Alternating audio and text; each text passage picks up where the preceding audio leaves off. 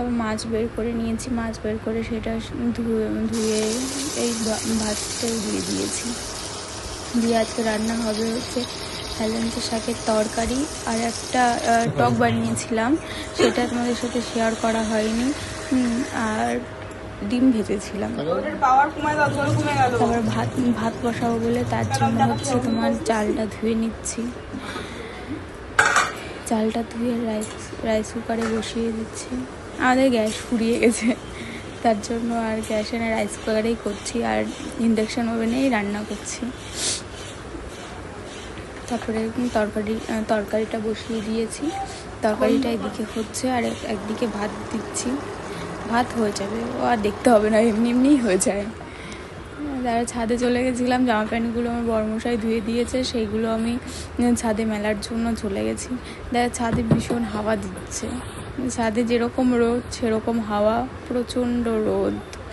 সব জামা প্যান্টগুলো মেলে নিচে এসে স্নান করে ভাত খেয়ে ভাবছি একটুখানি ঘুমোবো। ছাদে দেখো চারিপাশটা খুব সুন্দর, বিছনা চাদর আরও অনেক কিছু ধুয়েছি আজকে।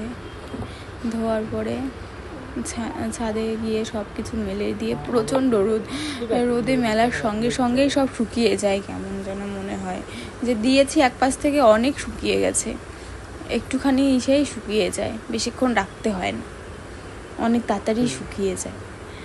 তারপর তোমাদের একটুখানি আশেপাশটা একটু দেখাচ্ছিলাম, ছাদের আশেপাশের দিকটা তোমাদের একটুখানি দেখাচ্ছিলাম ক্যামেরার এদিক ওদিকে।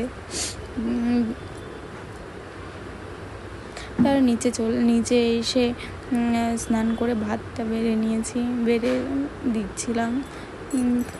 ওই হেলেঞ্চা শাক করেছি, ডিম ভাজা। তারপরে খাওয়া দাওয়া করে একটুখানি হাঁটা চলা করে তারপর একটুখানি শুয়ে পড়লাম। বাই বাই, আজকের ব্লগটাই পর্যন্ত, আবার